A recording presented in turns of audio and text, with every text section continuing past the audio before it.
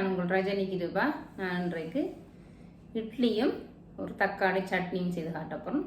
வாங்க இப்படி இட்லியோட ஒரு தக்காளி சட்னி எப்படி செய்வேன்னு பார்ப்போம். பார்த்தீங்களா இட்லிக்கு நான் நீங்கள் எந்த கப்பால் எடுக்கிறீங்களோ அந்த கப்பால் எடுக்கலாம்.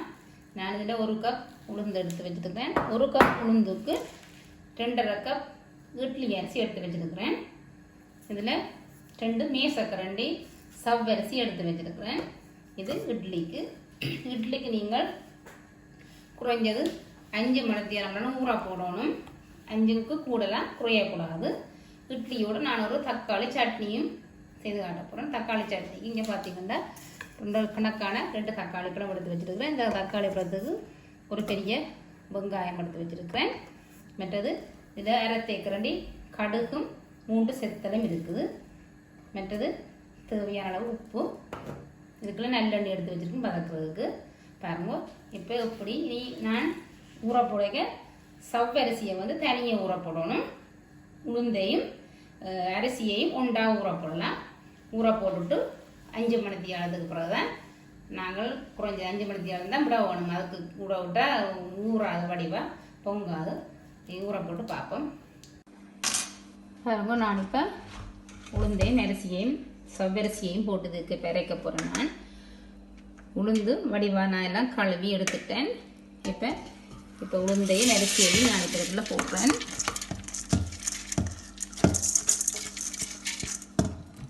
இதோட இப்போ சவ்வரிசியையும் நான் இதோட போடுறேன். இப்போ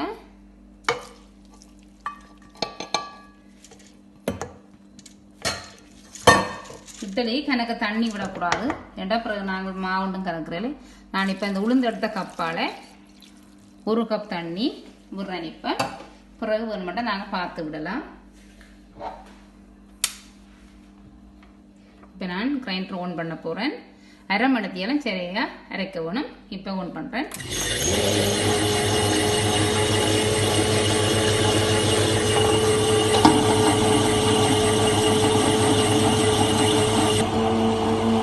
பாருங்க இப்போ நான் ஒரு 20 நிமிஷமாக அரைய விட்டுருக்கேன்.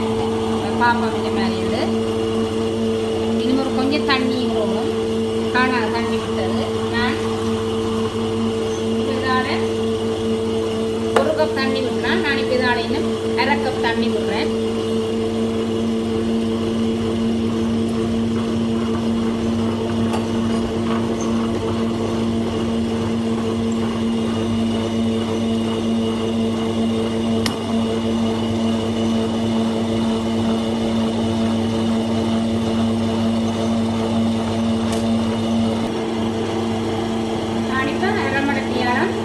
அரைய விட்டுட்டேன். காப்பு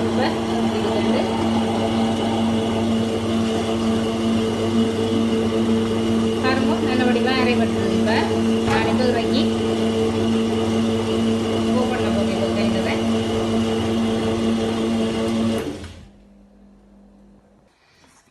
பாருங்க மாவில் நான் இதோட வளைச்சி எடுத்துட்டேன். இதுக்குள்ள தண்ணி விடக்கூடாது. 2 இட்லிக்கு தண்ணி விடக்கூடாது. கொஞ்சம் நுறுக்கமாக இருக்கணும். நான் இப்போ இதுக்குள்ள எடுத்து வச்சு உப்பையும் போட்டு வடிவாக கரைக்கிறேன். இப்போ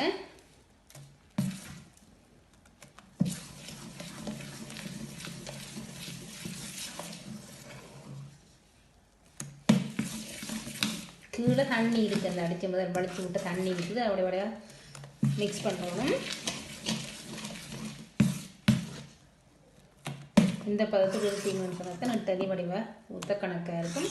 குறைஞ்சது 10 அல்லது 12 மணித்தியாலம். ஒவ்வொருவருக்கு சில உலகியாக பிடிக்கும், சில பேருக்கு கொஞ்சம் லேட்டாக பிடிக்கும். நிறைய கடைசி 12 மணித்தியாலம் தான் விட நாங்கள் 12 மணித்தியாலத்துக்கு பிறகு நாங்கள் வடிவாக அதை திட்டத்தை வைக்கலாம்.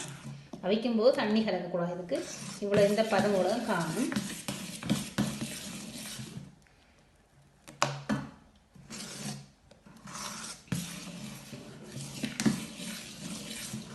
இப்போ நாங்கள் கரைச்சிட்டோம் வடிவாக. இப்போ உங்களோட மூடி விடுவோம். கரும்பு இப்போ மானல்ல வடிவாக இட்லிக்கு பிடிச்சிட்டுது.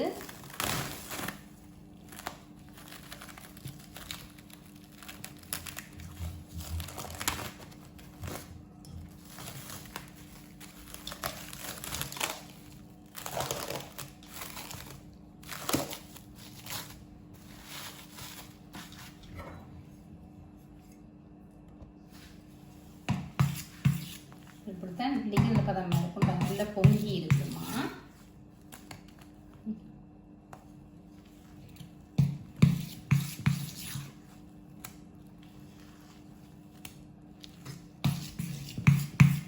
நல்ல வடிவாக பொங்கி இருக்குது. சரி, நாங்கள் இது இட்லியை சட்டியில் பார்ப்போம்.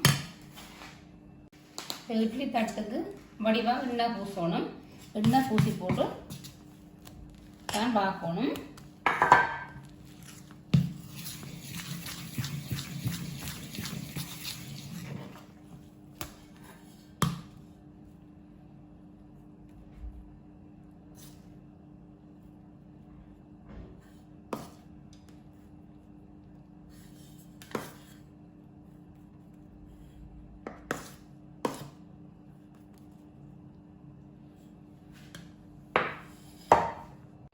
பாருங்க, நான் இப்போ 3 தட்டுலையும் ஊற்றி வச்சுருக்கேன். நானே இட்லி சட்லி அவிய விடப்போம். இட்லி சட்லி அவிக்கும் போது நீங்கள் தண்ணி வந்து கணக்க விடக்கூடாது.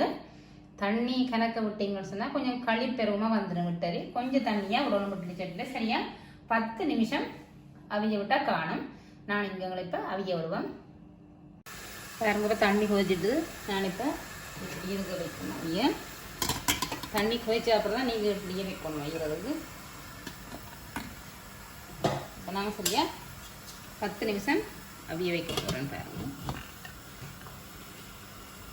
பாருங்க 10 நிமிஷம் ஆயிடுது. இப்போ நான் குட்டி நிலை அவிஞ்சு பொங்கி இருக்கு. பாருங்க, இப்போ நான் திறக்க போகிறேன்.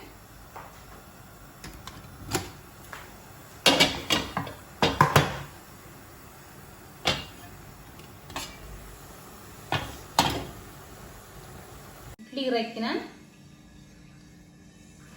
2-3 நிமிஷம் வெளியில் ஆற வச்சுட்டு தான் நீங்கள் எடுக்கணும். தான் ஒட்டாமல் வரும். இப்போ கிளாஸுக்குள்ள தண்ணி எடுத்துட்டு, பச்சை தண்ணி எடுத்துட்டு நீங்கள் ஒவ்வொரு கலனை வச்சு நினைச்சு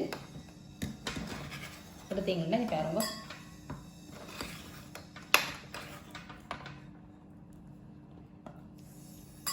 நல்லா சாஃப்டாக வந்துடும். மஞ்சு மாதிரி இருக்குதுலே.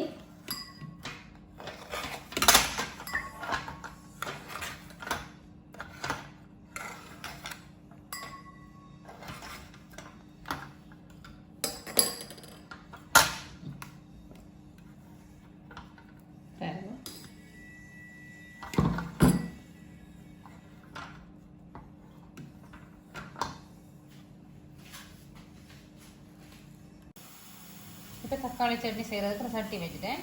நான் இதுக்குள்ள இப்போ இந்த செத்தரை போட்டு பொரிக்க போகிறேன்.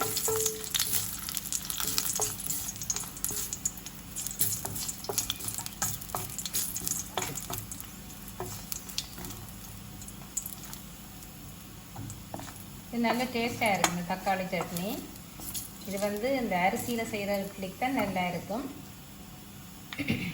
தோசைக்கும் சாப்பிடலாம். இப்போ கடுகை போடுறேன்.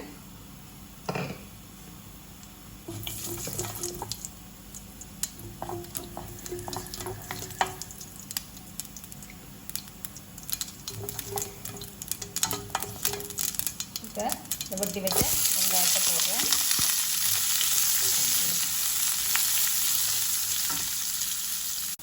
பாருங்க, வெங்காயத்தை வதங்கிட்டு நான் இதுக்குள்ள இப்போ தக்காளி போட்டு போடுறேன். மேலே இது தேவையான உப்பையும் போடுறேன். இப்போ தக்காளி பழம் போட்டு கணக்கு வதக்க தேவையில்லை. வெங்காயமும் நல்லா பொரிய தேவையில்லை. நிரப்பதமும் வதங்கினா காணும். அந்த வெங்காயத்தை நான் இப்போ வதக்கிட்டேன். இப்போ தக்காளி பழத்தை போட்டு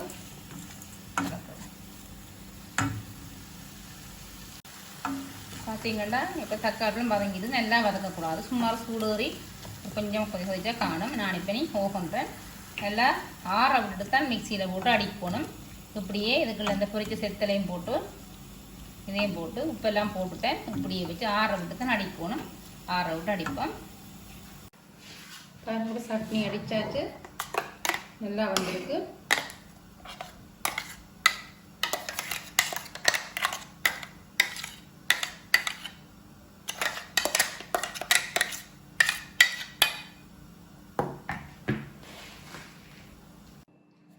பாருங்க, இப்போ நல்ல ஒரு சுவையான இட்லியும் தக்காளி சட்னியும் தயார். நீங்களும் இதே அளவில் செய்து பாருங்கோ. நல்லா வரும். நல்ல பஞ்சாக நல்ல சாஃப்டாக இருக்குது. பஞ்சாக இருக்குது. இதே அளவின்படி போட்டு பாருங்கோ. போட்டு பார்த்து பிடிச்சிருந்தா லைக் பண்ணி கமெண்ட்ஸ் பண்ணி ஷேர் பண்ணுங்க. மற்ற நீங்கள் பிடிச்சிருந்தா எனது சேனலை வந்து சப்ஸ்கிரைப் பண்ணுங்க. மற்றும் ஒரு நல்ல வீடியோவோட உங்களை அனைவரையும் சந்திக்கும் வரை உங்கள் ரஜினி கிருபா. நன்றி, வணக்கம்.